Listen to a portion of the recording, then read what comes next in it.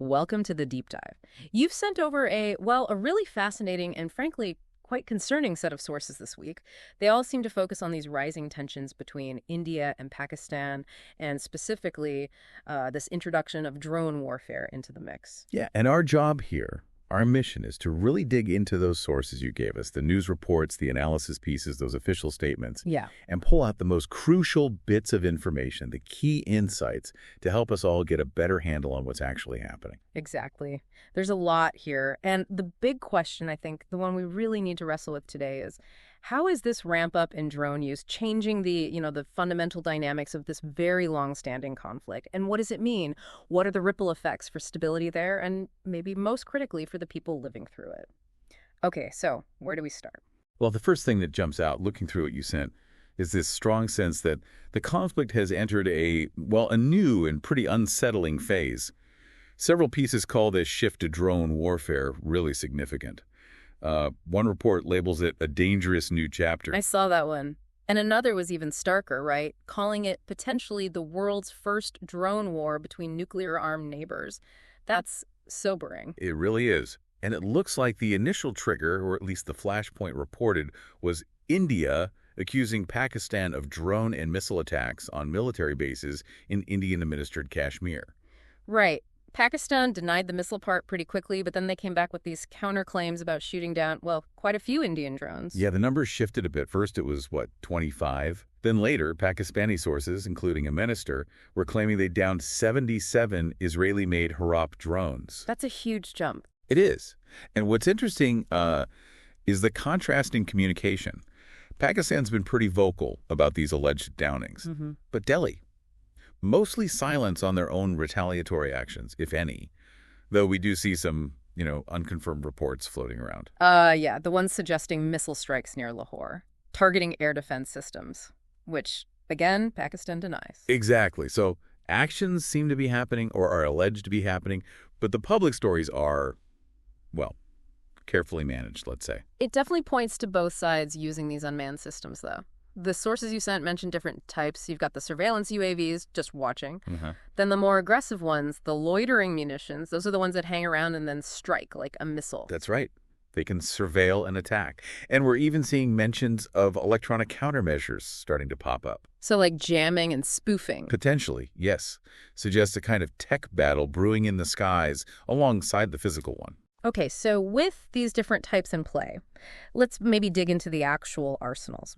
What do India and Pakistan have, according to these sources? This is where it gets really interesting, technically speaking. It does. So India's fleet, based on your sources, looks quite advanced. They've got those Israeli Harops. We mentioned the loitering ones with electro-optical, infrared, anti-radar stuff. Yeah. Then there's the IAI Heron. That's a high-altitude surveillance drone, long-range, stays up a long time. And the Searcher Mk IIs, more tactical. And they're adding more, right? The U.S. Predators, MQ-9Bs. Exactly. Big acquisition. Those MQ-9Bs are known for long endurance, high altitude, really boosts their potential strike range and surveillance time.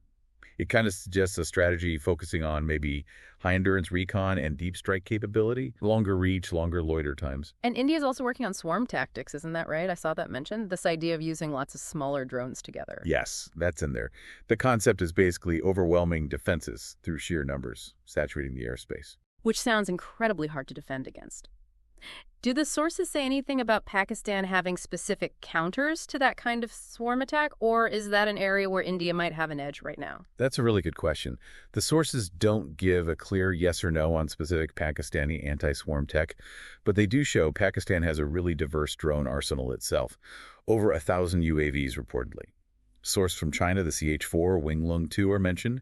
From Turkey, the Bayraktar Akinci and the famous TB2. Okay, so a mix of imports. Imports, yes, but also their own locally produced ones, like the Barak and Chapar. And they've made strides in loitering munitions, too.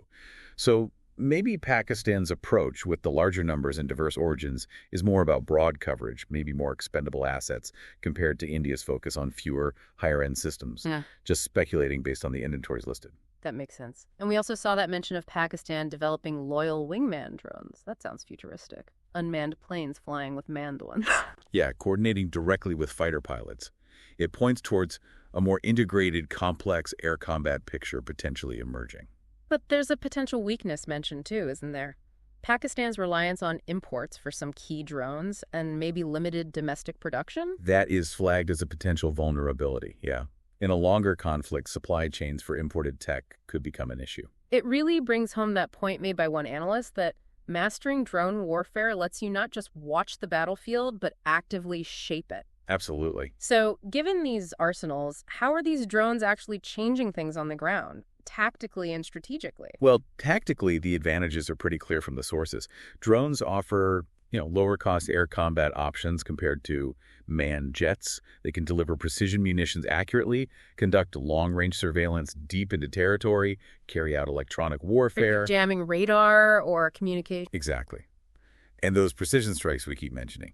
Plus, the countermeasures piece adds complexity. It's not just about having drones, but also about protecting yours and disrupting theirs.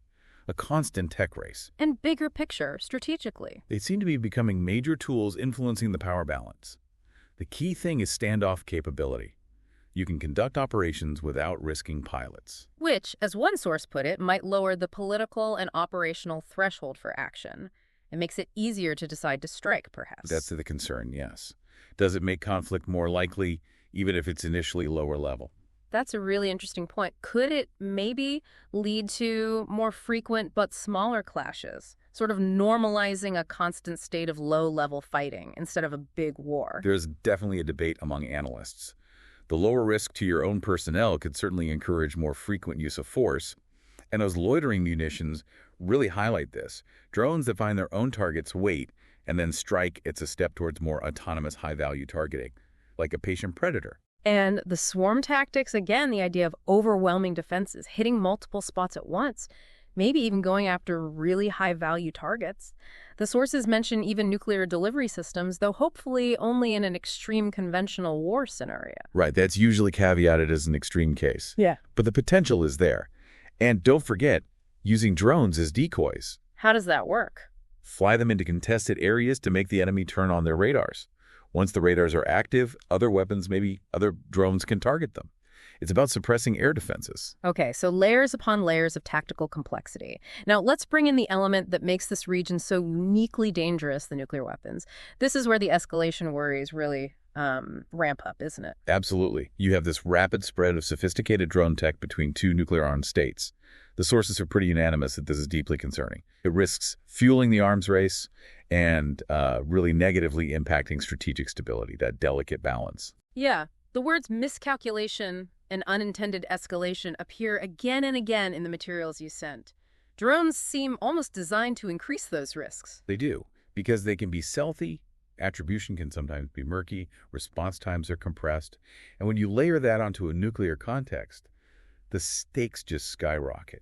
Drones capable of precision strikes, hitting strategic targets that raises the nightmare scenario of hitting something related to nuclear assets, even unintentionally.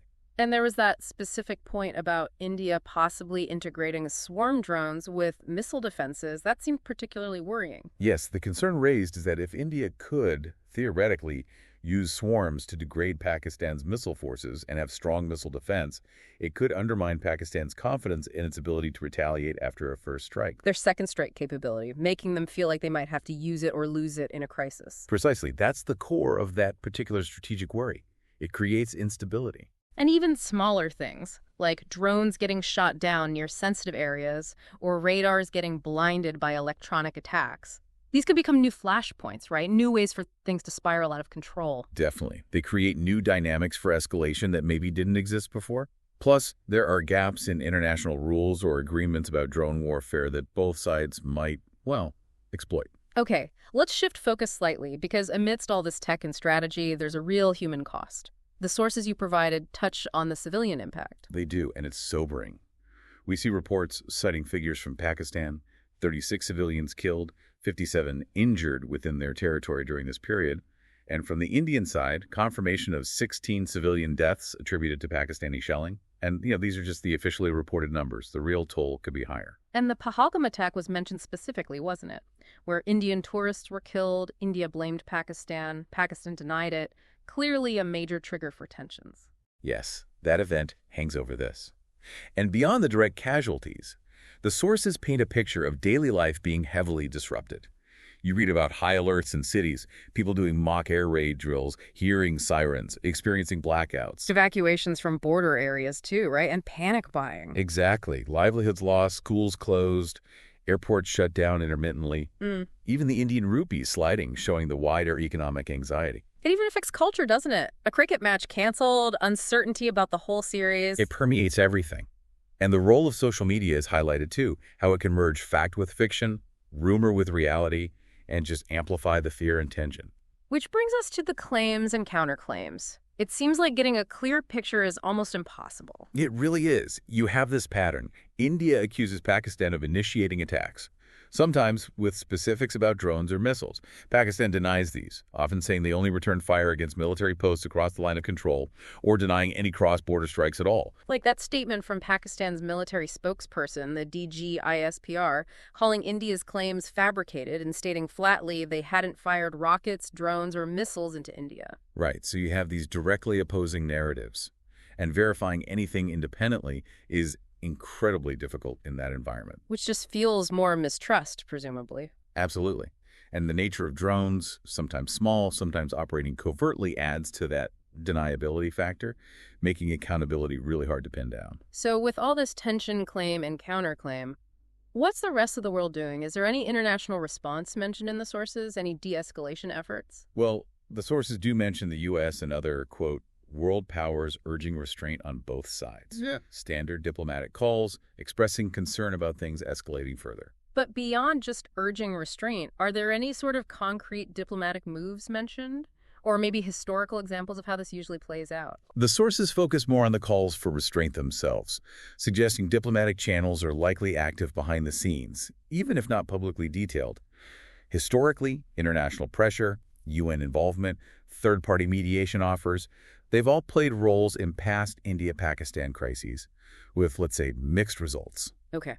And looking forward, there seems to be some talk about confidence-building measures, CBMs, specifically for drones. Yes, that comes up as a potential way forward.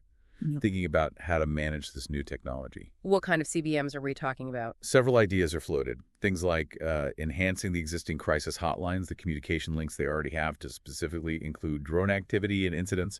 Also, direct talks between military leaders, maybe political ones too, to try and set some ground rules, like notification protocols if drones are flying near sensitive borders. So telling the other side beforehand under certain conditions. Potentially. Yeah. Or agreeing not to fly armed drones within certain distances of the border, maybe?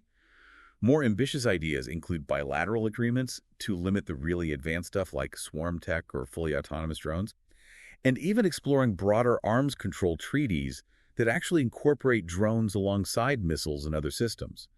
It's all about trying to balance the operational use of drones with managing the risks they bring. It's interesting, too, that even the analysts cited in the sources don't fully agree on what this all means right now.